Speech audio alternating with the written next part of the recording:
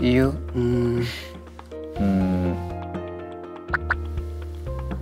뭔가 저희가 뭐 터놓고 얘기하는 것도 있지만 얘기를 안 하는 부분도 있어요. 그게 부딪히지 않기 위해서도 있고, 그게 이제 관계를 형성하는 데 있어서 어느 정도 이제 저희들끼리 선이 있잖아요. 그런 거를 잘 유지를 잘 하고 있는 게 맞는지, 아니면 더 속에 대한 얘기를 더 터놓고 가까워지는 게 맞는지.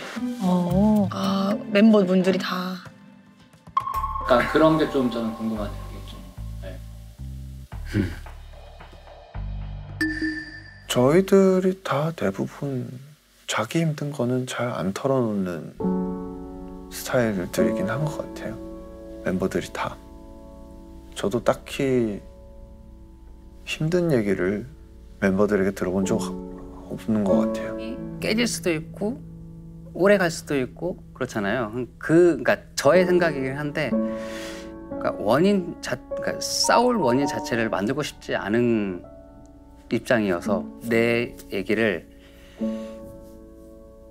잘 안 하는 것 같아요. 제 스스로가.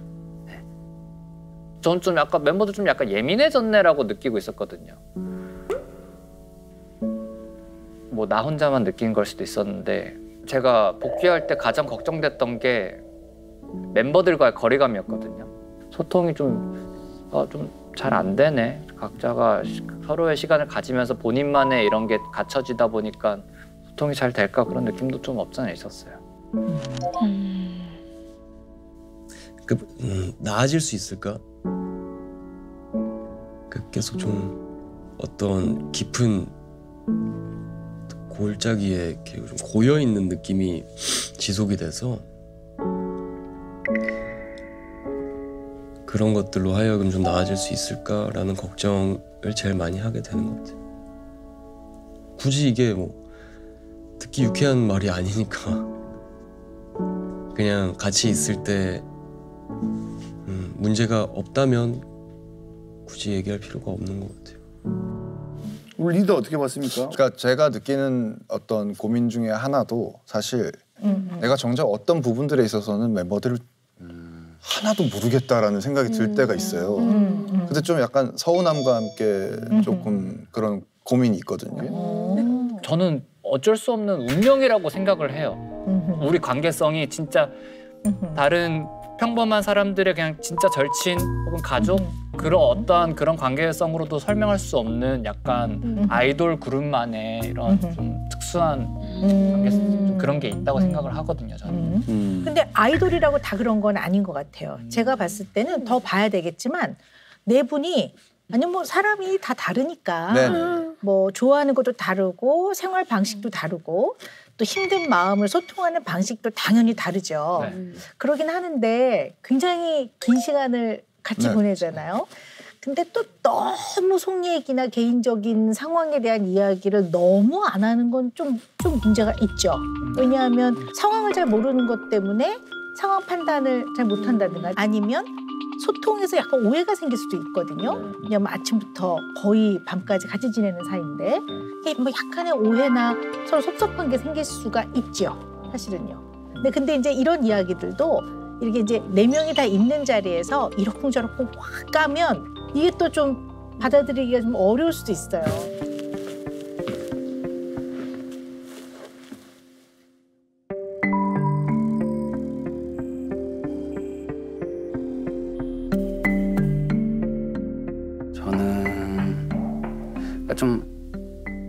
저 스스로는 좀 멘탈이 좀 강하다고 생각했거든요.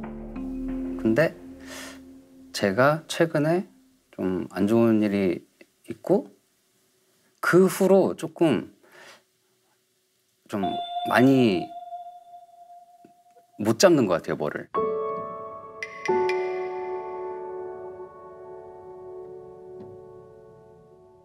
할머님이 최근에 이제 돌아가셨는데 그게 좀 많이 큰 것 같아요. 그러니까 이게 최근이어서 그런지 모르겠지만은 맘 잡고 열심히 해야지 딱 했는데 멘탈이 무너지는? 이걸 조언을 받을 수 있는 질문이 아니지 않나요?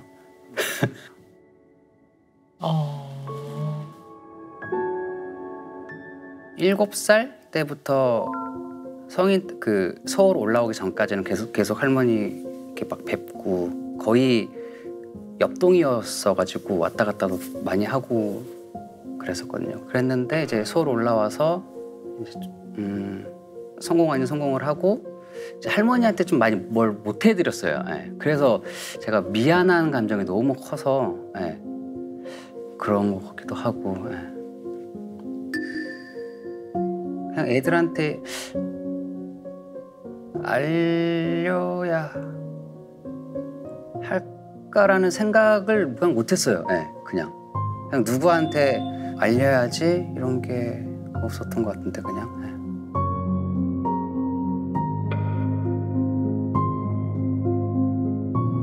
할머님이 언제 세상을 떠나셨나요? 11월 말. 얼마 안 됐군요. 그럼 지금 멤버들은 좀 할머님 돌아가신 걸 이번에 오늘 지금 영상 통해서 알게 된 거예요? 네. 근데 또 멤버들 입장에서는 어떻게 보면 조금 서운한 마음도 있었을 것 같아요. 서운하기도 하고요, 사실. 좀 서운함이 있기도 하고 왜 안 알렸을까라는 생각이 좀 드네요. 전혀 몰랐으니까 좀 놀라기도 했고 좀 그 마음은 너무 이제 잘 아는데 저는 또 이제 그래도 얘기 좀 해주지. 가서 좀 그걸 몰랐던 내 자신이 또 미안하기도 하고 서운하기도 하고. 미안. 그러니까 이렇게 되니까 서로 미안해지게 되더라고요. 맞아요. 그렇긴 한데 이제 이게 그러니까 안 좋은 일이다 보니까 그냥 나의 이 감정을 애들이랑 좀 그러니까 전파하고 싶지 그러니까 전파하고 싶지 않은 네. 애들도 뭐 바쁘게 활동하고 있고 네. 그 마음을 이렇게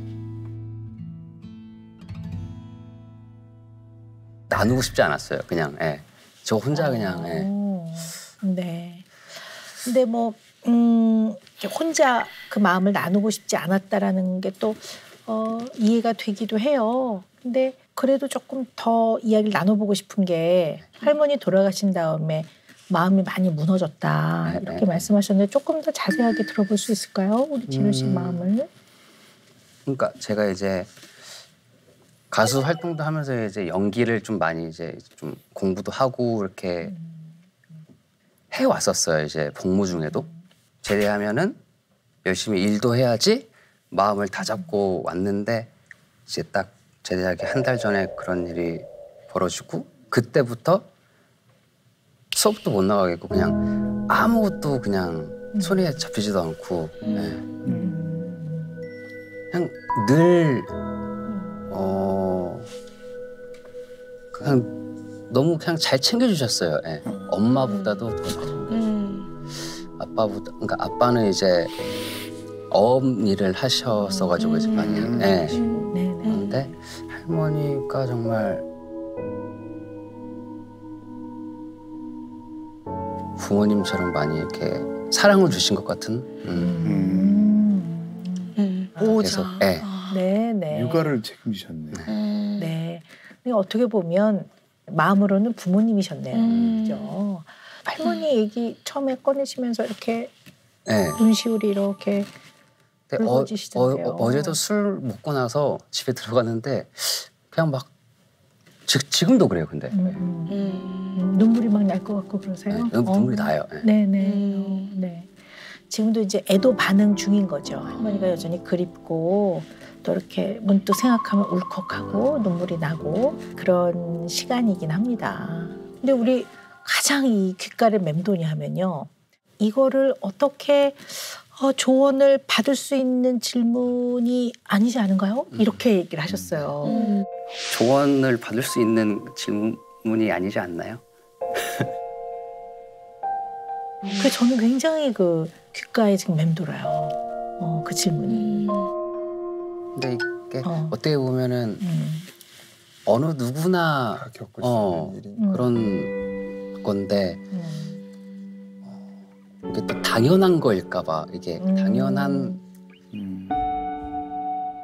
그러니까 질문의 수준이 아닌 그냥 누구나 그런다. 그러니까 제 생각에는 그럴까 봐서 네. 그렇게. 아, 네. 그런 생각 때문에 그렇게 말씀하셨군요.